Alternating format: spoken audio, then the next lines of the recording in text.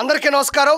నేను మీ కిరా కార్పేని. నిన్న నారాయణరావు అనే ఓ వ్యక్తి, ఓ వృద్ధుడు జగన్నాథగిరి గురుకుల పాఠశాలలో చదివేటువంటి ఒక మైనర్ బాలికని చాక్లెట్లు ఇప్పిస్తాను అని నమ్మించి దగ్గరలో ఉన్న ఒక సపోటా తోటలోకి తీసుకువెళ్లి అఘాయిత్యానికి పాల్పడుతుండగా ఆ తోట యజమాని చూసి వీడియో తీసి పట్టుకోబోతుండగా స్కూటర్ మీద అతను పరారి అయ్యాడు. వెంటనే ఆ పాప కుటుంబ సభ్యులు తుని రూరల్ పోలీస్ స్టేషన్ లో పోక్సో చట్టం కింద కేసులు నమోదయ్యాయి. అతన్ని కోర్టుకు తీసుకెళ్తూ ఉండగా టాయిలెట్ కి వెళ్ళాలి అని ఒక చోట దిగి కోమటి చెరువులో దూకేయడం జరిగింది. అతను చనిపోవడం కూడా జరిగింది. తర్వాత అతని భౌతిక కాయాన్ని తుని ఏరియా హాస్పిటల్ కి తరలించడం కూడా జరిగింది. వెంటనే నారా చంద్రబాబు నాయుడు గారు విషయం తెలుసుకున్న వెంటనే ఆయన ప్రెస్ మీట్ పెట్టి మహిళల మీద అనుచిత వ్యాఖ్యలు చేసిన, మహిళల మీద ఎలాంటి రాక్షస మోకలు రాక్షస క్రీడలు చేసినా తట్టుకునేది లేదు, అదే వాళ్ళకి చివరి రోజు అవుతుంది అని కూడా చాలా గట్టిగా చెప్పడం జరిగింది. ఇది రాష్ట్ర ప్రజలందరూ కూడా చూశారు. అదేవిధంగా ఐటీ శాఖ మంత్రి నారా లోకేష్ గారు కూడా వెంటనే స్పందించడం జరిగింది.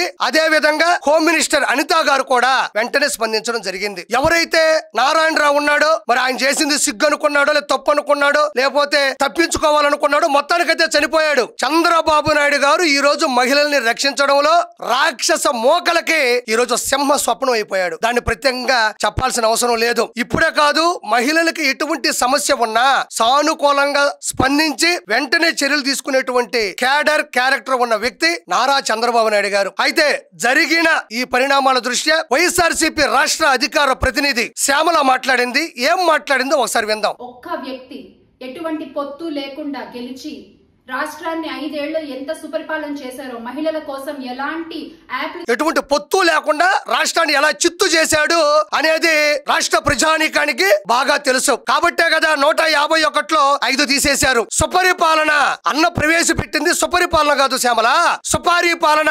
చంద్రబాబు నాయుడు గారిది సుపరిపాలన, అన్నది సుపారీ పాలన. పక్క రాష్ట్రాల్లో ఉండేటువంటి గంజాయి దాగి, నాటు సారా దాగి, అన్న ప్రవేశపెట్టినటువంటి అప్పటి మందు తాగి రూపాయికి 2 రూపాయలకి పేకలు కోసే జనాన్ని దింపి ఏ విధంగా అయితే రాక్షస క్రీడలు చేసి టైర్ల కింద జనాన్ని దోసేసి మంది ప్రాణాన్ని బలిగొన్నారు, సుపారీ ఇచ్చే మనుషులు ఎలా అయితే దింపాడు అన్నది సుపారీ పాలన. చాలా తేడా ఉంది.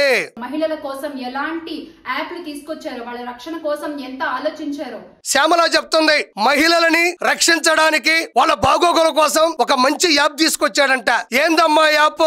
ఆ యాప్ ఏంటంటే భార్య ముద్దు తల్లి చెల్లి వద్దు. ఆ యాప్ లో ఏముంటాయంటే పసుపు చీర కట్టుకున్నటువంటి చెల్లెల మీద మార్ఫింగ్ ఫోటోలు, కామెంట్లు, దుర్భాషలు, డిబేట్లు ఆ యాప్ లో భాగం. సొంత కన్న తల్లి మీద ఏదో ఆర్థిక లావాదేవీల మధ్యన గొడవ పెట్టుకొని కోర్టు మెట్లకు పంపించాడు. సొంత బాబాయిని లేపేసి సునీత గారిని రోడ్డు మీద పడేశాడు. అది ఆయన కనిపెట్టినటువంటి ఓ మంచి యాప్, భార్య ముద్దు తల్లి చెల్లి వద్దు. వాళ్ళు స్వయం ఉపాధి కోసం ఎంత కష్టపడ్డారో, ఎంత తపన పడ్డారో రాష్ట్ర ప్రజలందరూ. ఆయన స్వయం ఉపాధి కోసం అంత కష్టపడ్డాడే అయితే కల్తీ మద్యాన్ని ఎందుకు ప్రవేశపెట్టాడు? జాతీయ అంతర్జాతీయ బ్రాండ్లను డిస్టిలరీస్ కంపెనీలకి గన్ను పెట్టి ఓన్లీ పచ్చి ముందు స్పిరిట్ ఉండేటువంటి, అంటే మునిపెన్నడు ఎప్పుడూ లేనటువంటి బ్రాండ్లను తీసుకొచ్చి 30,000 మంది ప్రాణాలు ఎందుకు తీశాడు? 35 లక్షల మందిని ఆసుపత్రి పాలెందుకు చేశాడమ్మా? అంత స్వయం ఉపాధి ప్రజల మంచి కోసం పోరాడే వ్యక్తి అయితే మునిపెన్నడో లేని బ్రాండ్లను తీసుకొచ్చి ప్రజల మీద రుద్ది ఆడవాళ్ల పుస్తులని ఎందుకు నేల కూల్చాడు అని శ్యామలాన్ని నేను మనస్ఫూర్తి కోరుకుంటున్నా. ఒక అన్నలాగా ప్రతి మహిళను రక్షించుకున్న ఘనత వైఎస్ జగన్మోహన్ రెడ్డి గారు. అన్నలాగా అంటే సొంత అక్కకే అన్నగా అండగా లేడు, మళ్ళీ అన్నలాగా, మళ్ళీ గ్యాప్. ఈవిడు చెప్పేటువంటి అద్భుతమైనటువంటి మాటలకి మళ్ళీ ఇంత గ్యాప్. ఓ అన్నలాగా రక్షించుకున్నాడంట. సొంత చెల్లెల్ని దగ్గర తీసుకోలేడు, ఇంకొక చెల్లికి బాబాయ్ పోతే దగ్గర తీసుకొని ఆ కేసును ముందుకు పంపించలేడు. సొంత చెల్లెలికే న్యాయం చేయలేవు, సొంత చెల్లిని దగ్గర తీసుకోలేవు, సొంత చెల్లెలికే ప్రేమాభిమానాల్ని పంచలేడు. ఈయన సొంత అన్నలాగా, సొంత అండగా జోకులు ఏమేస్తా ఉండవు, నువ్వు నవ్వలేక చచ్చిపోతా ఉండారు రాష్ట్రంలో ఉండే జనాలు. ప్రభుత్వాన్ని గత 5 ఏళ్లు కూడా అసలు మీరు ఏమనుకుంటున్నారు అంటే ప్రతిసారి మీరు అధికారంలో ఉన్నప్పుడు చంద్రబాబు నాయుడు గారు మీరు మహిళలకి చేసింది గుండు సున్నా చేద్దామని అసలు ఏమనుకుంటున్నారు మీరు? నువ్వేమనుకుంటున్నావు శ్యామల? అసలు ఏమనుకుంటున్నారు అంటున్నావు కదా, నువ్వేమనుకుంటున్నావు? రాష్ట్ర మహిళలకి చంద్రబాబు నాయుడు గారు చేసింది సున్నానా? ఆయన ఏం చేశాడో నేను చెప్తాను విను. రాష్ట్ర మహిళా కమిషన్ ఏర్పాటు చేసింది నారా చంద్రబాబు నాయుడు గారు. డ్వాక్రా సంఘాలు ఏర్పాటు చేసింది నారా చంద్రబాబు నాయుడు గారు. మహిళా కోర్టులు, ఫ్యామిలీ కోర్టులు, మహిళా పోలీస్ స్టేషన్లు ఏర్పాటు చేసింది నారా చంద్రబాబు నాయుడు గారు. ఒక దళిత మహిళని అసెంబ్లీ స్పీకర్ గా నియమించింది నారా చంద్రబాబు నాయుడు గారు. కట్టెల పొయ్యి దగ్గర తన తల్లి పడుతున్న బాధ రాష్ట్రంలో ఏ మహిళ పడకూడదని దేశంలో ఎవరూ చెయ్యని విధంగా దీపం పథకం ప్రవేశపెట్టింది నారా చంద్రబాబు నాయుడు గారు. చెప్పుకుంటూ పోతుంటే చంద్రబాబు నాయుడు గారిది చరిత్ర, మనది చెత్తబుట్ట, అదే డస్ట్ బిన్. అన్నేమో మిస్టర్ బీన్. వేసేటన్ని జోకులే. అన్న ఈ రోజు ఏది మాట్లాడినా కింద పడి పగలబడి నవ్వుతున్నాడు. ఇలాంటి నేరస్తులందరికీ చేతులిచ్చి గొడుగు పట్టి రహదారులు వేస్తున్నారు ఈ రోజున కూటమి అధికారులందరూ కూడా. ఇదే మా వైసీపీ ప్రభుత్వంలో అయితే నేరస్తులందరూ జైల్లో ఉండేవారు. కానీ ఈ రోజున కూటమి ప్రభుత్వంలో మంచి వాళ్ళు జైలుకి వెళ్తున్నారు. ఇలాంటి నేరస్తులందరూ ఇది విన్నారని నేను అనుకుంటున్నాను. ఇక్కడ శ్యామల చెప్తుంది వాళ్ళకి చేయూతనిచ్చేది, చేతులిచ్చేది, గొడుగు పట్టేది, అండగాసేది, కాపు కాసేది చంద్రబాబు నాయుడు గారు అధికారం అని చెప్తుంది. మంచోళ్ళందరూ అంట లోపలికి వెళ్తున్నారంట, చెడ్డోళ్ళందరూ బయట ఉంటున్నారంట.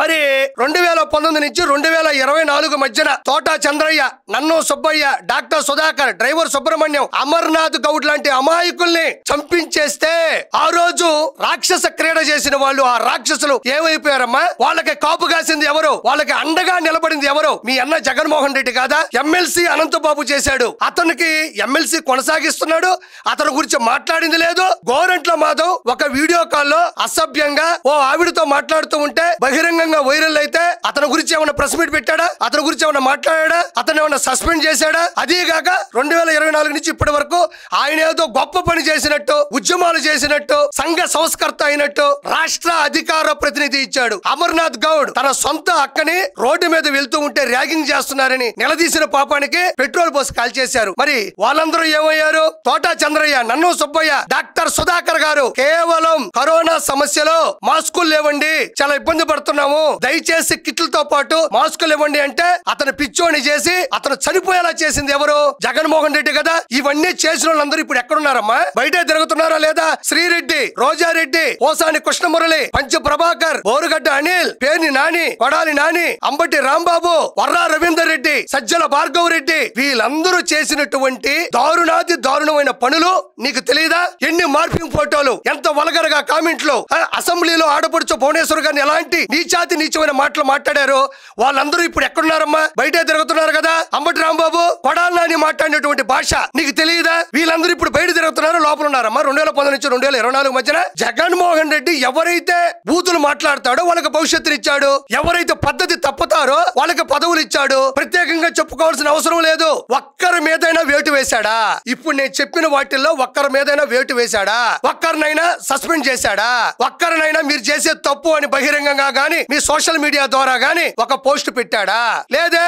కాబట్టి అవన్నీ తెలిసిన నువ్వు ఏమీ తెలియనట్టు యాక్టింగ్ చెయ్యకు. నీకు దమ్ముంటే నాతో డెబిట్ కి రా. ఈ అంశం మీదే నువ్వు వస్తావని నేను మనస్ఫూర్తిగా కోరుకుంటున్నాను. కాబట్టి నిన్న జరిగిన ఈ విషయం మీద నారా చంద్రబాబు నాయుడు గారు కూడా స్పందించారు. ఒకసారి ఆ వీడియో కూడా చూద్దాం. ఈ రోజు నేను హామీ ఇస్తున్నా, మా ఆడబిడ్డల జోలుకి ఎవరైనా వచ్చి ఎక్కడనైనా అఘాయిత్యాలు చేస్తే అదే మీకు చివరి రోజు. ఈ భూమి మీద మీరు ఉండడానికి అర్హత లేదని మరొక్కసారి హెచ్చరిస్తున్నా.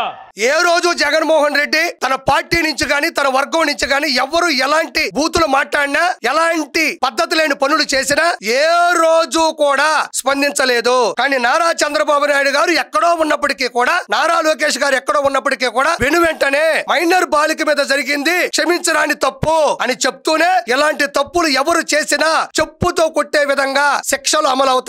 అదే వారికి చివరి రోజు అవుతుందన్నారు. నారాయణరావు వెంటనే కూడా తట్టుకోలేక చనిపోవడం కూడా జరిగింది. కాబట్టి శ్యామల, ఎందుకు నీ మనసు విలవిల? ఎందుకు ఈ జోకులు? కాబట్టి ప్రజలకు తెలుసు నారా చంద్రబాబు నాయుడు గారు ఎలాంటి స్థాయిలో, స్థానంలో మహిళలని కూర్చోబెడతాడు, ఎలాంటి విలువనిస్తాడని ఆ విజనరీ ఉన్న ఆ విలువైన వ్యక్తికి మాత్రమే తెలుసు. అది ప్రజలకు కూడా తెలుసు. మీలాంటి రాక్షస జాతికి, మీలాంటి రాబంధువులకి ఆయన విలువ తెలియదు. తెలిసిన యాక్టింగ్ చేస్తూ ఉంటారు. Thank you so much. For more videos like this, subscribe Big TV channel.